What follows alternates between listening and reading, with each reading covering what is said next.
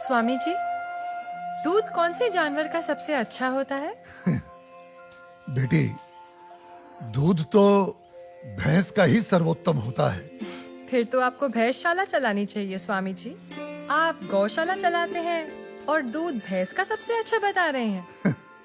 वो इसलिए बेटी, क्योंकि आपने दूध के विषय में पूछा है और दूध भैंस का ही उत्तम होता है। तो फिर गाय का दूध स्वामी जी? बेटी, गाय का दूध दूध नहीं, अमृत होता है। और हमारे लिए गाय जानवर नहीं, हमारी माँ है। वो कैसे स्वामी जी? बेटी, हमारे शास्त्रों में स्पष्ट उल्लेख है, गावो विश्वस्व मातरः, गाय संपूर्ण विश्व की माता है।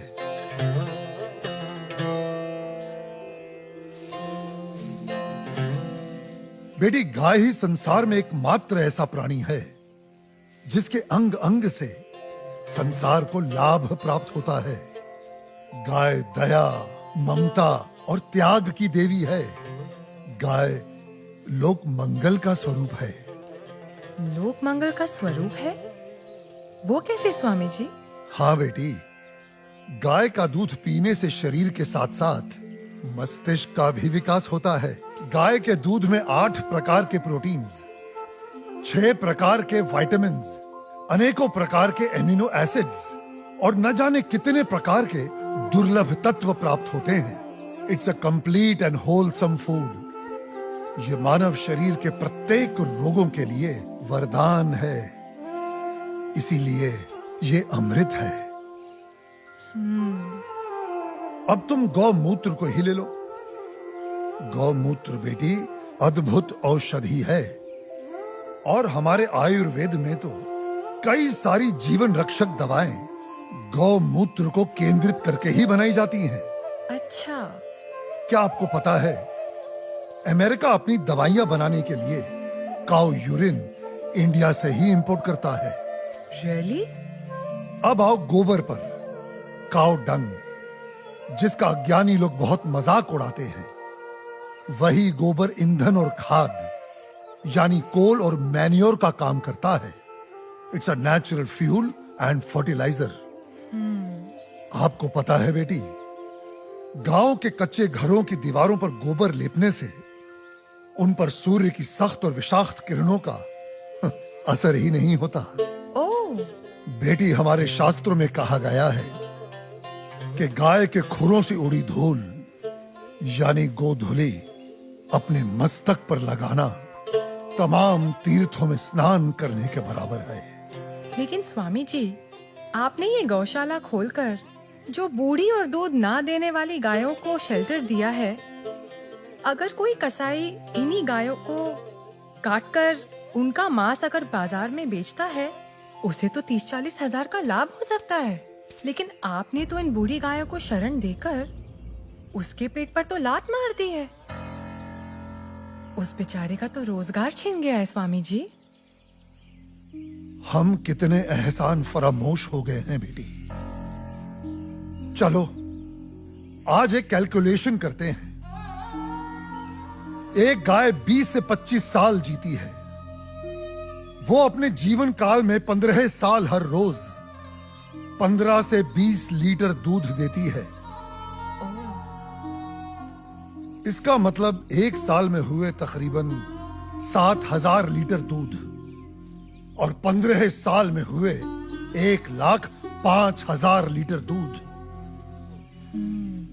अब आप अंदाजा लगा लो, 1 लीटर दूध कितने का बिकता है और 1,05,000 लीटर दूध कितने का बिकेगा। अब तुम वैसे ही गोबर और गौमूत्र का भी गणित जोड़ लो। तुम्हारी आंखें फटी और खुली रह जाएंगी कि एक गाय अपने पूरे जीवन काल में कितने करोड़ों रुपए मनुष्य को कमा कर देती है। बेटी, अनेक इंडस्ट्रीज काऊ डेयरी और उसके बाय प्रोडक्ट्स पर टिकी हुई हैं। और ये गणित यहीं खत्म नहीं होता बेटी। उसकी मृत्यु के उपरांत उसकी चमड़ी, उसकी अस्थियां भी काम में आती हैं। उससे भी लोग पैसे कमाते हैं। और आप 30-40 हजार रुपयों की खातिर उस ममता की मूर्त को जीवित काट कर व्यापार करने की बात कर रही हो, उसे खाने की बात कर रही हो।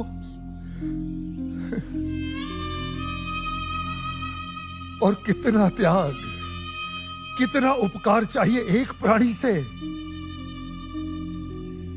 जिस मां ने अपने जीवन काल में हमें इतना धन दिया हो, हमारी सेवा की हो, उसके वृद्ध हो जाने पर, उसके बीमार हो जाने पर हम उसका त्याग कर दें, उसे अबैंडन कर दें। धिक्कार है ऐसी सोच को। बेटी अपनी मां के वृद्ध हो जाने पर उसे बेचा नहीं जाता, उसे काटा नहीं जाता, उसकी सेवा की जाती है। मैं आपकी बात से सहमत हूँ स्वामी जी, लेकिन आपका पॉइंट ऑफ व्यू प्रेजुडिस भी तो हो सकता है, क्योंकि आप एक हिंदू हैं। ओ मैडम जी, आप बिल्कुल गलत बोल रही हैं। मैं एक मुसलमान हूँ और मेरा नाम इस्लाम मुन्ना शेख है और मैं इस आश्रम का ग्वाला हूँ। और हमारे कुरान पाक में कहीं भी गाय के गोश्त को खाना नहीं लिखा है। हम हिंदुस्तान में रहते हैं। अगर गाय हिंदुओं की माँ है तो गाय हमारी भी माँ है। तो इसका मतलब आप भी गौ हत्या के खिलाफ हैं? 100%। हम हिंदुस्तान में गौ हत्या नहीं होने देंगे।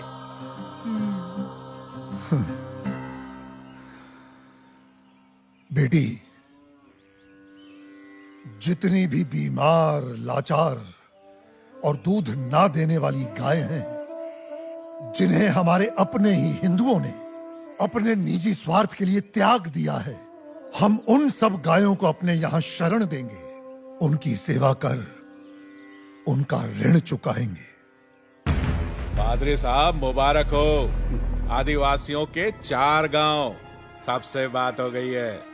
सब धर्म परिवर्तन के लिए तैयार हैं। आप तो ये रखिए, धर्म परिवर्तन के बाद सब में बांट दीजिएगा, सबको खुश करके भेजिएगा। Thank you my dear, God bless you. मगर पादरी साहब, उन आदिवासियों के सारे वोट मुझे ही मिलने चाहिए। श्योर। अपने लाल सलाम को अपना लाल बावटा फहराना चाहिए। Don't you worry mister Shivarao, आप तो बस हमारी मिशनरी को सपोर्ट करते रहिए। आई एश्योर यू, आपको वोटों की कभी कमी नहीं होगी। कोई वोट नहीं पड़ेगा साहब, भूल जाओ राव साहब, भूल जाओ। कोई वोट नहीं पड़ेगा और ना ही कोई धर्म परिवर्तन होने वाला है। हाँ? क्या बकवास कर रहा है? बकवास नहीं करता है साहब, सच बोलता है। एक नया साधु आया है, पूरा दिन सनातन धर्म का प्रचार करता है, भंडारा लगाता है और ये आदिवासी बैठ के उसका बात सुनते। ये पत्रकार लोग खूब इंटरव्यू कर रहे हैं उसका। और भाई, उसका कन्विंसिंग पावर इतना जबरदस्त है कि कोई भी दूसरा धर्म घंटा अपनाएगा। ये तो कुछ नहीं साहब, अपना मांस का धंधा चौपट होने वाला है। वो सारी बूढ़ी और बीमार गायों को शरण देता है। वो स्वामी गो हत्या के सख्त खिलाफ है।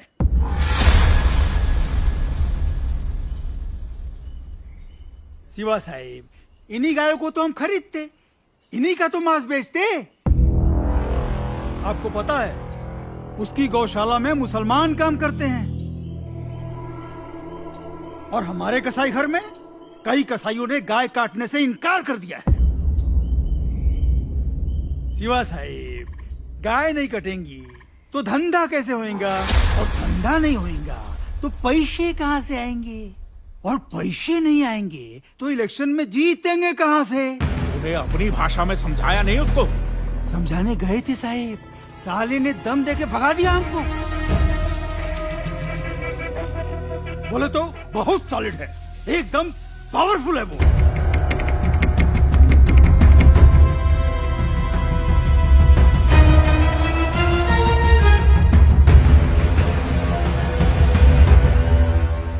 स्वामी जी, आप तो सेक्युलर हैं, लेकिन आपके हिंदू धर्म में ये जो कास्ट सिस्टम है, जात पात, भेदभाव, ऊंच नीच, इसके बारे में आपको क्या कहना है? हाँ बेटी, इन्हीं बुराइयों ने तो हमारे सनातन धर्म को कलंकित कर दिया है और मैं बेटी इसका सख्त विरोध करता हूं। लेकिन बेटी, क्या तुम जानती हो, ये ब्राह्मण, क्षत्रिय, वैश्य और शूद्र जातियां नहीं हैं, ये 4 वर्ण हैं और इन 4 वर्णों का विभाजन जन्म के आधार पर नहीं, कर्म के आधार पर किया गया है। समाज की उत्कृष्ट व्यवस्था के लिए, गवर्नेंस के लिए स्वयं मनुष्य ने इन वर्णों को बनाया है। बेटी, जो तेज बुद्धि वाले थे उन्हें पूजा पाठ, पठन पाठन, यज्ञ हवन और ज्ञान का प्रचार सौंपा गया, वे ब्राह्मण कहलाए। जो बलिष्ठ और शक्तिशाली थे उन्हें समाज की रक्षा का भार सौंपा गया, वे क्षत्रिय कहलाए।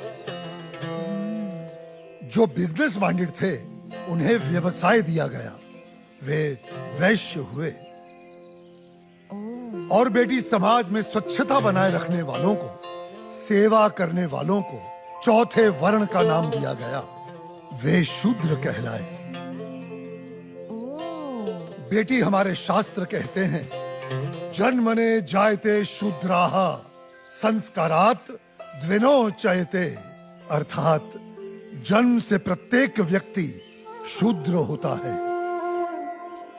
वो केवल अपने संस्कारों से, अपने कर्मों से ब्राह्मण, क्षत्रिय, वैश्य या शूद्र बनता है।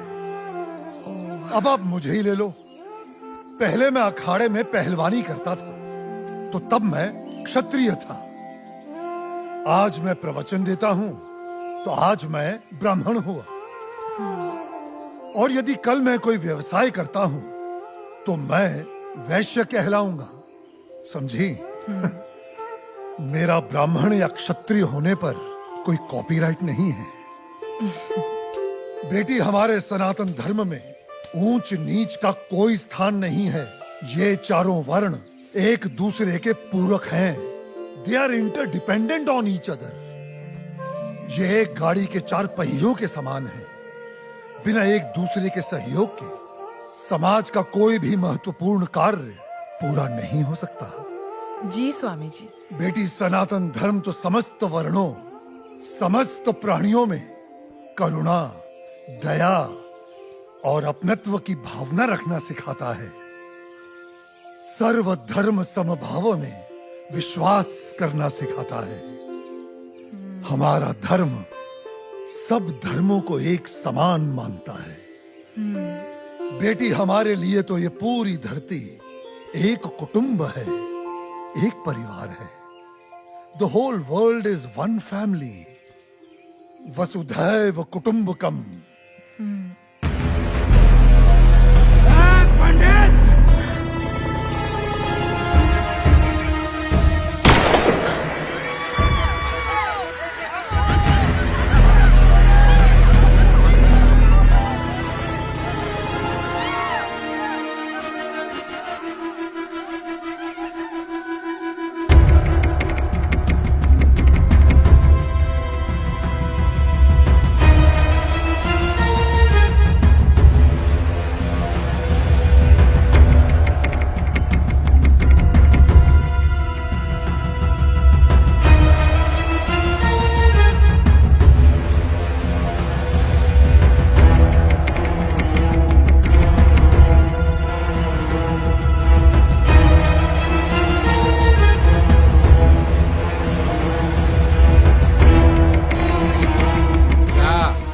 क्या रहा है यहाँ पर? हाँ, चल क्या रहा है यहाँ पर? तुम लोग यहाँ धर्म परिवर्तन करा रहे हो। मैं केवल धर्म का अर्थ समझा रहा था, सत्य का मार्ग बता रहा था। हाँ, रहने दे, साफ पता चल रही है तुम्हारी मंशा। ये जो तुम गौशाला खोलकर, ये रोज रोज के मुफ्त के भंडारे लगाकर इन गरीब आदिवासियों को बरगला रहे हो, घर वापसी की मुहिम चला रहे हो। ए, लाल बूटे के ठेकेदार, गलत। यहाँ पे कोई घर वापसी नहीं हो रही है, कोई धर्म परिवर्तन नहीं हो रहा है। मैं खुद एक मुसलमान हूँ और इस आश्रम में नमाज अदा करता हूँ। स्वामी जी ने आज तक मुझे कभी नहीं रोका है। तुम लोग गलत अफवाहें फैला रहे हो। ए मुन्ना, चुप रह, चुप। तू चुप रहे। क्या तुम लोग हिंदू मुसलमान बोल बोल के हम में दरार पैदा कर रहे हो?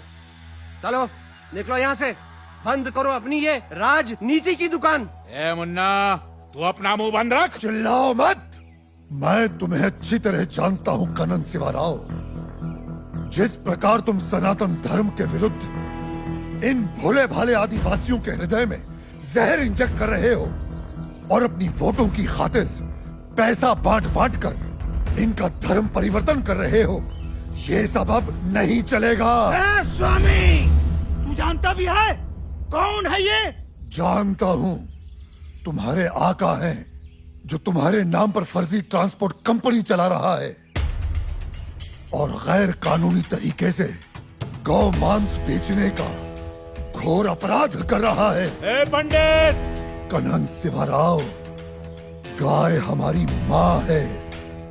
हम उसकी पूजा करते हैं, उसकी सेवा करते हैं और कोई उसे काटे हम कतई बर्दाश्त नहीं करेंगे। हम तुम्हारा ये गोरख धंधा बंद करवा के रहेंगे। ए, तू हमारा धंधा बंद करवाएगा? हाँ?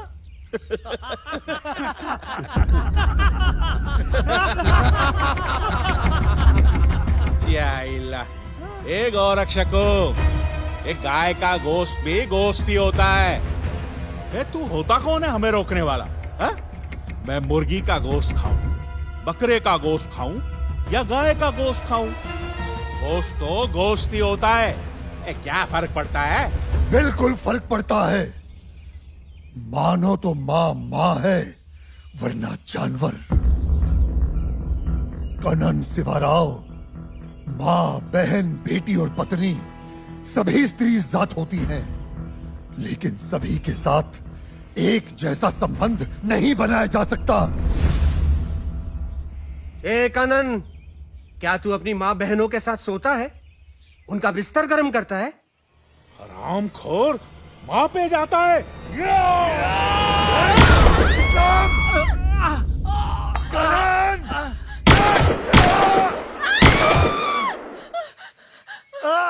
ये हमारे दलित भाइयों को भड़का रहे हैं, उनका धर्म परिवर्तन करा रहे हैं। मारो!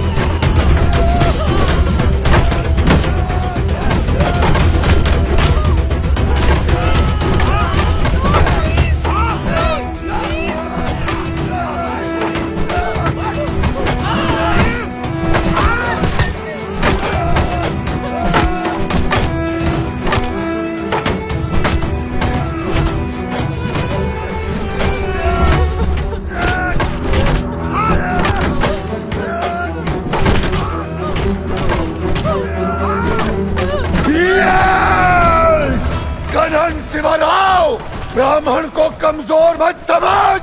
ब्राह्मण दीनहीन तो सुदामा, त्याग में दधीचि और प्रतिशोध में चाणक्य और दंभ में रावण और रुद्र हुआ तो परशुराम।